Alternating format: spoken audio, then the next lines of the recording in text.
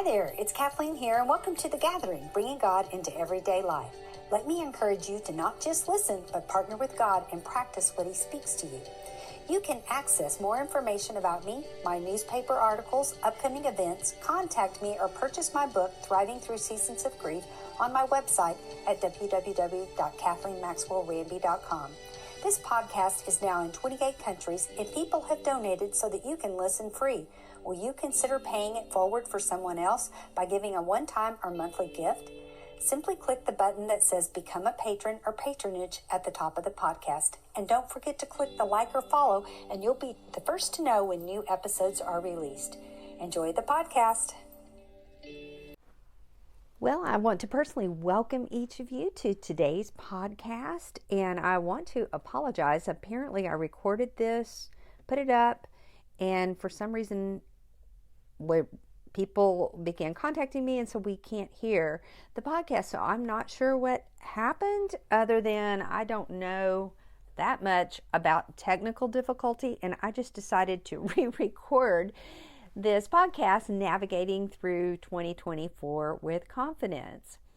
So thanks for joining me again. I hope you get something out of it. I even think that there's more I've learned since I recorded it the first time, and that's always a bonus, I think. So, as 2024 approached, I kept asking God, what do you have for me this new year? It's something I've done for years as the new year approaches, or at the beginning of the year. Just what do you have for me, Lord? Just give me something that can be my anchor throughout this year. And God tends to either give me one verse or several verses. And each time I ask Him, and it's amazing how many times I go back to that when something rocks my boat, and it just helps me remember God's faithfulness and what He said. So as I was just asking the Lord this, I came across Psalm 37. And it was interesting because it came across on a text thread from somebody that occasionally sends me different things. And sometimes I look at them, sometimes I just don't have time. But I happened to just click on this, and it caught my attention. And it's actually a passage I've studied and talked on, I know several years ago. But I felt like when I read Psalm 37, like God just spoke to me as I dove into my Bible and different translations and said, these are your marching orders for 2024.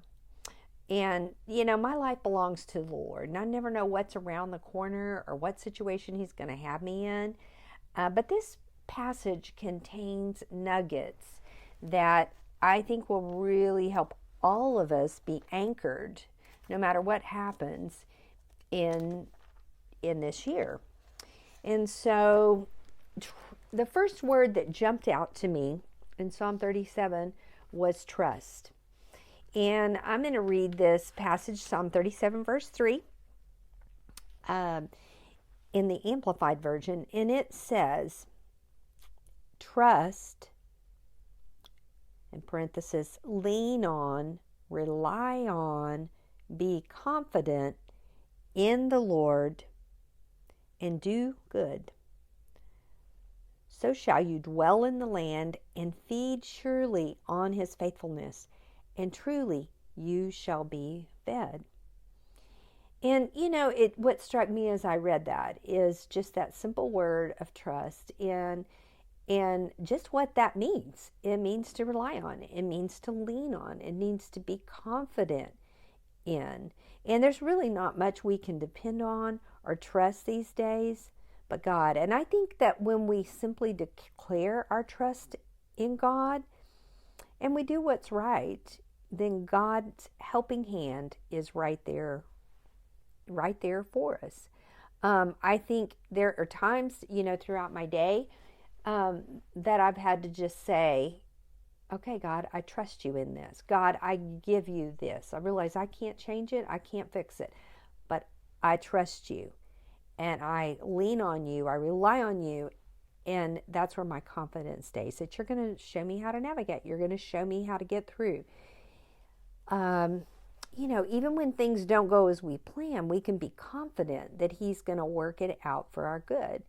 And when we dwell, and in that place is where we dwell and we occupy our land and we live our life, and I feel like, make a difference. It's like others can see when we have a simple trust, because there's so many people that are anxious, uptight, fretting, and we're going to talk about all that in just a second, but there's so many people that are in that scenario and don't have an anchor that when they see someone that does, they I believe can find some hope.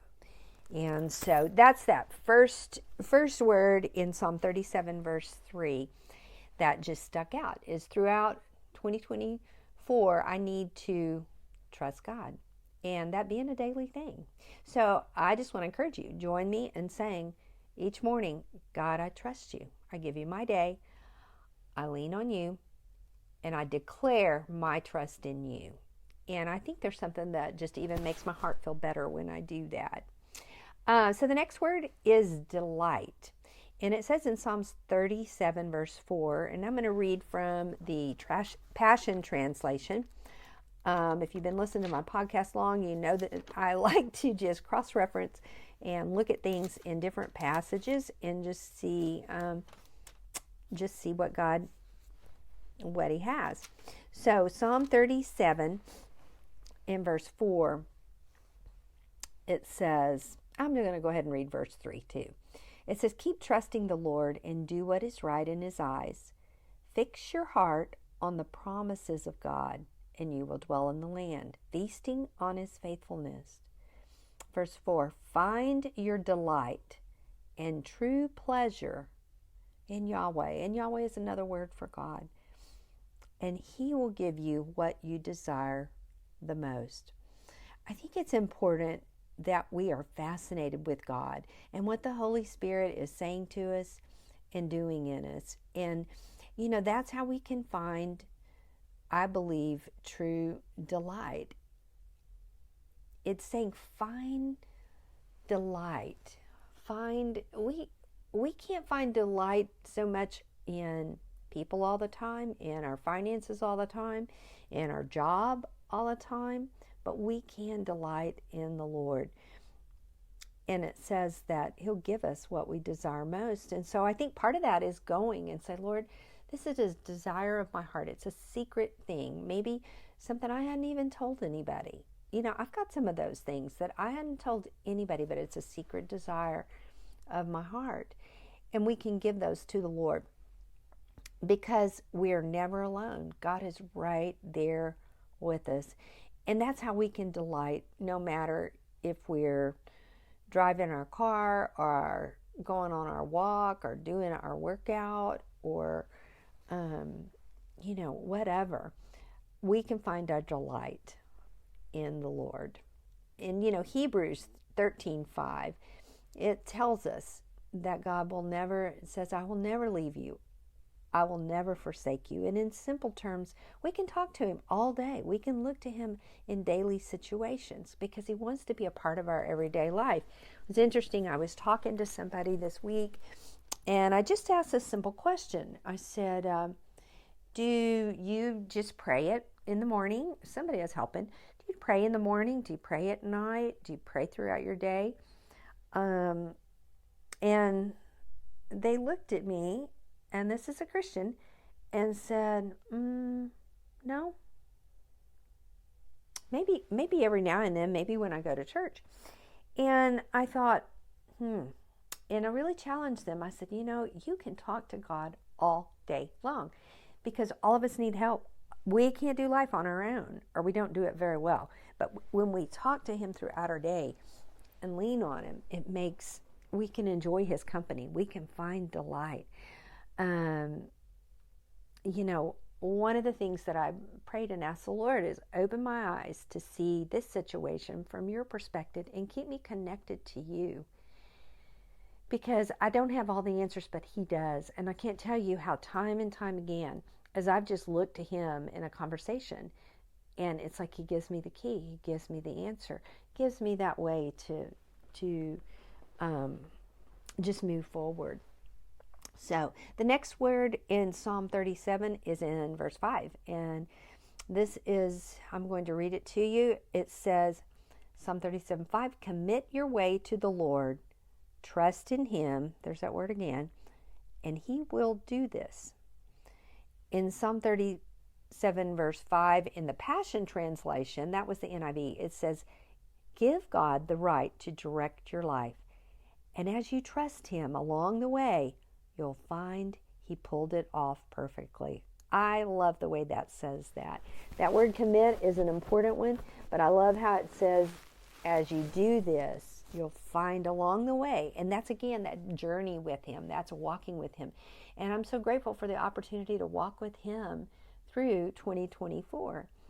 Again, we don't know what's going to happen. You know, I mean, my goodness, for me, 2023, I had some of the highs in my life, going on a dream vacation that I dreamed about for decades. But I had one of the biggest challenges of my life after a fall on this trip, and you know, I had to walk with assistance for 6 months and go through a surgery, and I'm still doing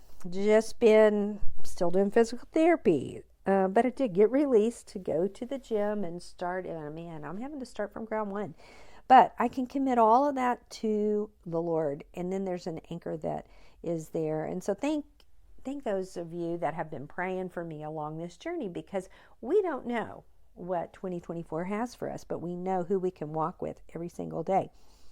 All right. And you know what I love about 37 verse 5 is that this isn't a passive action on our part. It's giving him our day, our plans, walking with him, resting in his love for us. And when things don't go as you plan in 2024, take a deep breath and know he's with you. And that can bring a simple joy to your day, is that you're not alone. Do you know loneliness? I heard something the other day, but it says loneliness is the equivalent of smoking 15 cigarettes. They have found that people that isolate themselves and are lonely, that has that effect on their body. And I just thought how blessed we are as Christians when we realize God is right there with us. So we can rest in this verse. And that word commit in the Hebrew passage means to roll your worries onto Jesus and let him carry them for you. So I just want to encourage you to roll your cares onto him in 2024. And then let's jump to 37 verse 7 and 8. And this is power packed. So you got several words here. Be still, wait patiently, and do not fret. I'm going to repeat those because this is all in 37, 7 and 8. Be still, wait patiently, and do not fret. Sometimes we don't get the answers to things as soon as we want. Sometimes we are just having to put one foot in front of the other. One of my favorite phrases is, when I don't know something, is I don't know yet. And putting that word yet is so encouraging to my heart, because it means I'm going to know. I just don't know yet. And so this passage says, be still before the Lord and wait patiently for him. Do not fret when people succeed in their ways and when they carry out wicked schemes. Refrain from anger and turn from wrath. Do not fret. It only leads to evil. Wow. You know, again, sometimes we need to just be still before the Lord and wait to see what he's telling us to do. We need to wait patiently before him. And that goes back to the trust, to the commitment, to the delighting. And sometimes we may have to wait for the answer. And do not fret. This word fret, and it tells us here that fretting only leads to evil. When we're instructed to quiet ourselves, to rest and to wait. And I think too many times people get all worked up about something instead of taking that moment to settle down, step back a minute, and ask God to help us see things from his perspective. What is he saying to you?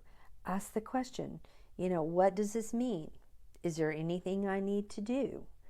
And that, back to that word fret, word fret means, when I looked it up, it means to be ablaze with anger. And when we fret about things, we wring our hands, we worry, it makes us angry, and we lose. I'm telling you, anxiety, fretting, those things are robbers and thieves. And there have been times, even in 2024, where I can tell my heart is just a little anxious about something. But when I have stepped back and committed it to the Lord and declared my trust in him and just said, oh, thank you, God, that you're here with me, and I just look back at how he's been faithful throughout the years of my life in walking with me. It's just amazing how the Lord has intervened and comforted my heart and given me strength and anchored me. But I just want to give you some practical tips as I wrap things up and as you move on into 2024. And I challenge you to ask God, Lord, what are my marching orders for 2024? He might give you something different. He might just fixate you on one of these verses specifically, but write it down, put it on a note card, memorize it, because those are the things that are going to anchor you when things may not go as you expect. But let's just talk for a second about some practical things. And I want to just ask you, how are you feeling about 2024? And I think it's important that we acknowledge our emotions. Maybe you're feeling anxious. Maybe you've just gotten a cancer diagnosis, or your business, you're not going to have a job in a few months, or maybe you have a loved one that is ill. Maybe you got some news. It was 15 years ago this month, actually on January 8th, that my late husband was diagnosed with cancer. And all of a sudden, life changed for me. But I think it is important to acknowledge those emotions. And I think it's important that we just be kind to ourselves. God gave us emotions. He doesn't want us to be deceived by them. He doesn't, I don't feel like, want us to live in them. But I think it's very important to acknowledge and embrace that. And I think that is being kind to yourself. So acknowledge if you're feeling anxious, if you're feeling excited. Maybe you are super excited about 2024. If you're feeling like, I'm not quite sure how I'm going to get through it, acknowledge that. And I just want to encourage you even to put your hand on your heart and just be kind to yourself and say, Lord, this is how I'm feeling about this upcoming year. And then I invite God into that part of your life. Just even say to him, Lord, help me to see all this. Help me to see this from your perspective. And speak truth to me. Speak truth any place that I've believed a lie. And then that place of truth, what he is going to speak to you. Maybe it's that, I will never leave you. I will never forsake you. Maybe it's another passage. But I would encourage you to just write it down. Write it down, whatever he gives you. That is the truth about your situation and about the emotion that you're feeling. Write it down so that it can be a cue. If those feelings and emotions come back up, that will help you in the days ahead. So anyway, I hope you've enjoyed this podcast. Know that God loves you, and know that we are going to journey through 2024 together. And I hope to visit with you again soon.